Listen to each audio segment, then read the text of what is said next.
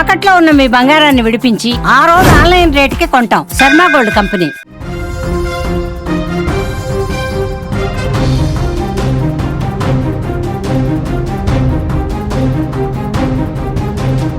ఆ ఇల్లంతా బంధుమిత్రుల రాకతో కోలాహలంగా ఉంది.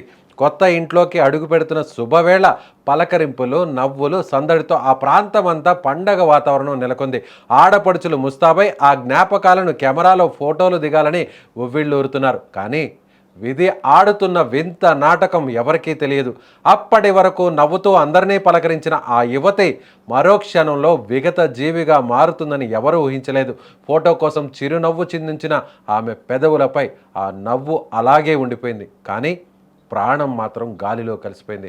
గృహప్రవేశ వేడుక కాస్త ఆ కుటుంబంలో తీరని శోకాన్ని నింపిన హృదయ విదారక ఘటన ఖమ్మం నగరంలో చోటు చేసుకుంది. ఖమ్మం నగరం 3 టౌన్ ప్రాంతానికి చెందిన బొమ్మ సుస్మిత ఒక సాదా సీదా మధ్యతరగతి మహిళ. 10 మందితో కలిసి మెలిసి ఉండే మనస్తత్వం ఆమెది. తన బంధువుల ఇంట్లో జరుగుతున్న గృహప్రవేశ వేడుకకు ఆమె ఎంతో ఉత్సాహంగా హాజరైంది. కొత్త ఇంటి వేడుకలో అందరినీ వరుసలతో పలకరిస్తూ పాత జ్ఞాపకాలను నెమరవేసుకుంటూ గడిపింది. వేడుకలో భాగంగా ఆ మధుర క్షణాలను పదిలపరుచుకోవాలని అందరితో కలిసి ఫోటో దిగేందుకు సిద్ధమైంది.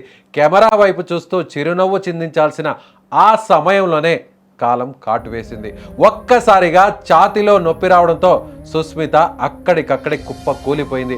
ఆమె పడిపోవడం చూసిన బంధువులు ఏదో కళ్ళు తిరిగి పడిపోయిందని భావించి కంగారుగా ఆమె వద్దకు పరిగెత్తారు. ముఖంపై నీళ్లు చల్లినా పిలిచినా ఆమెలో ఉలుకు పలుకు లేదు. వెంటనే అప్రమత్తమైన కుటుంబ సభ్యులు ఆమెను సమీపంలోని హాస్పిటల్కు తరలించారు. కానీ విధి అప్పటికే తన పనిని పూర్తి చేసింది. సుస్మితను పరీక్షించిన వైద్యులు ఆమె అప్పటికే మృతి చెందిందని, తీవ్రమైన గుండెపోటుతో ప్రాణాలు కోల్పోయిందని ధృవీకరించారు. ఈ వార్త విన్న బంధువులు ఒక్కసారిగా షాక్కు గురయ్యారు. కొద్దిసేపటి క్రితం వరకు తమ కళ్ళ ముందే తిరుగుతూ నవ్వుతూ మాట్లాడిన మనిషి ఇలా శవమై పడి ఉండడాన్ని వారు జీర్ణించుకోలేకపోతున్నారు.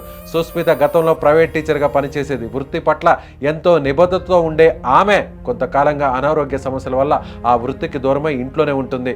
ఆమె భర్త కూడా ప్రైవేట్ టీచర్గా పనిచేస్తూ కుటుంబాన్ని పోషిస్తున్నాడు. వీరికి ఒక చిన్న బాబు కూడా ఉన్నాడు. అమ్మా అమ్మా అంటూ తిరిగే ఆ చిన్నారికి తన తల్లి తిరిగి రాదని, మళ్ళీ తిరిగి రాని లోకాలకు వెళ్ళిపోయిందని తెలియని పరిస్థితి. సుస్మిత మరణంతో ఆ చిన్నారి భవిష్యత్తు అంధకారమైందని బంధువులు ఇప్పుడు కన్నీరు మున్నీరు అవుతున్నారు.